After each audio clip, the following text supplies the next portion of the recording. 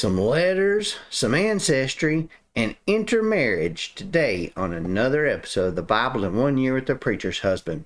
Today we're going through Ezra chapter 7 through 10 to the end of the book of Ezra. And then tomorrow we're going to jump into Nehemiah chapter 1 through 5. So let's get it started. All right. Chapter 7 here. It's going to start out as the second major part of Ezra, and this is consisting primarily of the Ezra memoir. In other words, this is where these are actually writings of Ezra himself, which tells of the ministry of Ezra, the scribe, in bringing spiritual renewal to the Jewish people. Now, the final verses of chapter 6 took place in April of 1515 BC, while the opening of this chapter begins with Ezra's journey to Jerusalem in 458 BC. That's a span of 57 years. So from chapter 6 to chapter 7, 57 years has happened. Now, verses 1 through 5 here, Ezra's name is actually a short form of the common Hebrew name Azariah. So Azariah. And that means Yahweh has helped. And the genealogy that's given here for Ezra is just a representative genealogy and not the complete extensive list of who his people were, who he came from, as compared to First Chronicles chapter 6, verse 3 through 15 demonstrates that full genealogy. Now, but here, the reason why they showed this is basically they just showed that these were enough to show that he had this pedigree, that he was from the chief priest Aaron's son, Eleazar. So he is of this line here. That was the point of it. We get to verse 6, and Ezra was called a scribe. Now, when we think of scribe in our times, we think of somebody that reads and writes and takes notes, but that's not what this is here. He was not just a record keeper. This, as a scribe, would be someone who does read, who does write, who does take notes and study. He's a learned person, but he's also an expert in the Torah, and he was someone who was able to interpret the law and teach others the law of this. So he was a very intelligent, smart, knowledgeable, wise person and a teacher. And in verses 8 and 9 of chapter 7 here, Ezra's journey toward Jerusalem probably began on our calendar on April 8th of 458 BC. But in chapter 8, verses 15 through 31, what we're going to see in a minute here, tells of an immediate delay when it was discovered that there were no Levites that were present. So after about a 14-week 900-mile pilgrimage, they probably arrived in Jerusalem on August the 4th of 458 BC. We get to verses 11 through 28, and this is basically a letters from the king is what this is, a letter from the king. And Ezra came to Jerusalem bearing this letter from the king, authorizing him and everyone who wanted to join with him to go to Jerusalem. Verses 15 through 17 of this, I found interesting that funds for Ezra's journey to Jerusalem and the purchase of sacrificial animals there came from the royal treasury and from gifts gathered from the Jewish exiles in Babylon. So it's a mixture of both. It wasn't just the king paying for everything. It wasn't just the exiles paying for all their own stuff. It was a mix of both of these together.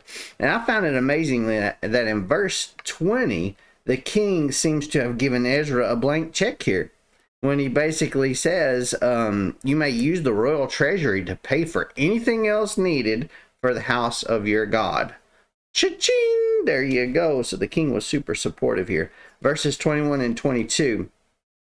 You get to adding all this stuff up, and it is a lot of stuff. And the provisions that Ezra was entitled to that were used on a day, they were all used on a daily basis in the sacrifices at the temple. If you think about these quantities that were listed here, this would be enough to pretty much do all of this stuff for 2 whole years. The supplies that they had were 2 years worth for this whole community of people. That is a massive amount of supplies and stuff and animals and money and oil and salt and all the things that were there. And then we get to verses 27 and 28. Now, verse 27 begins the very first words of Ezra in the Ezra memoirs. So, off to chapter 8 we go. And in chapter 8, almost 80 years before Ezra came to Jerusalem, Zerubbabel and Jeshua had led the very first return of the Babylonian exiles to the land of their forefathers. Now, the list of returnees in that time, which we read about in chapter 2 of Ezra, they numbered more than 40,000 men. But here in Ezra's group, the list involves only about 1,500 men. So those numbers were only just the men who were listed here as we go through this. We get through that. We get to verse 16. The list of leaders and teachers is kind of unusual in that it mentions 3 individuals named Elnathan that you see here on the screen. I'll put chapter 8, verse 16 up here. And the thing that's unusual about this is that they're not differentiated by any kind of genealogical description. Normally, if they have the same persons or the same name for different people listed, they would put son of so-and-so, like Elnathan, son of Bob, Elnathan, son of Jim, Elnathan, son of Billy. Well, that's not here. There's clearly 3 different Elnathans here, but who they are, I have no idea. I found it interesting that that little tidbit was left out.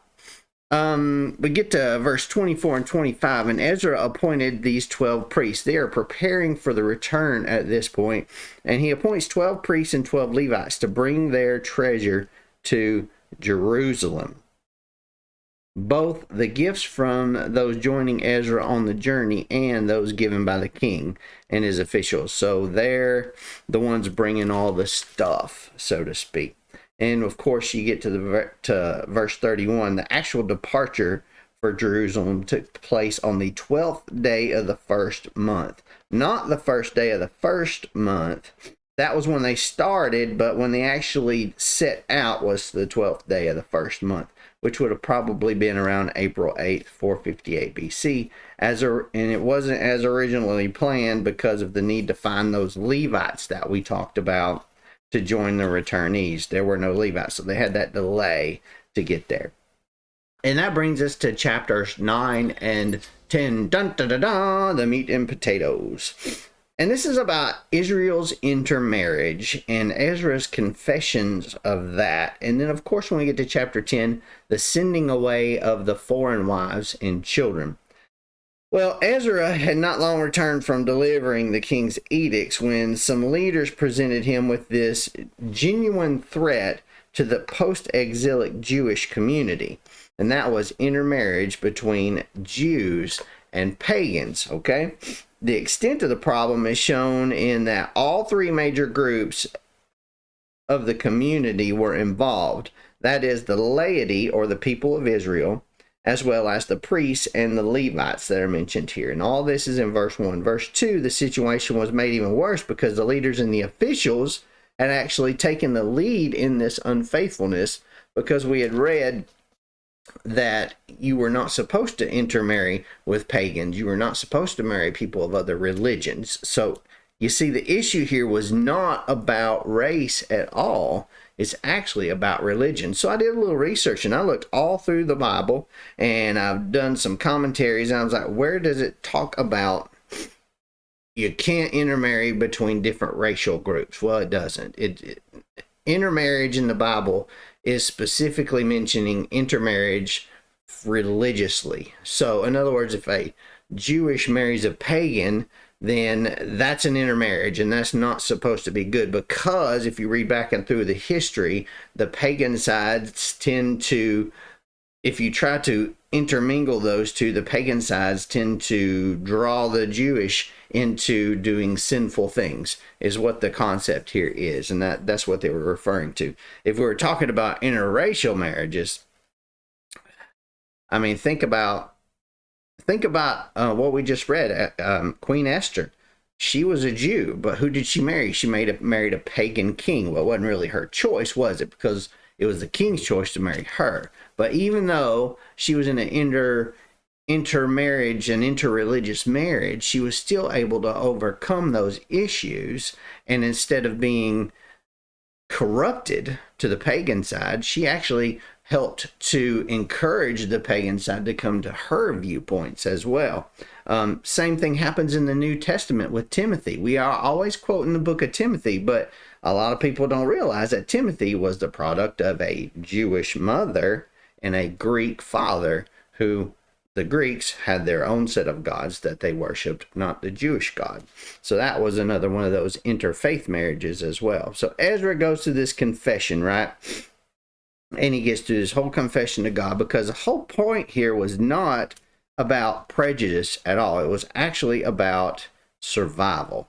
We get to chapter 10, and of course there's this sending away of foreign wives. Now, this was a pretty radical solution of sending away the foreign wives and their children. It was not an expression of ethnic prejudice, though, but an act of survival of God's covenant people. If we read in chapter 9, verse 14, where he's talking about, should we break your commands again and intermarry with the people who commit these detestable practices? In other words, talking about intermarrying with pagans and those of foreign religions that do bad things. Wouldn't you become so angry with us that you would destroy us, leaving neither remnant nor survivor? Because time and time again, as we've been reading through the Old Testament, God has multiple times on several occasions almost completely wiped out the Jewish people, almost completely wiped out Israel. But he's always left a remnant to rebuild after their punishments had come to pass.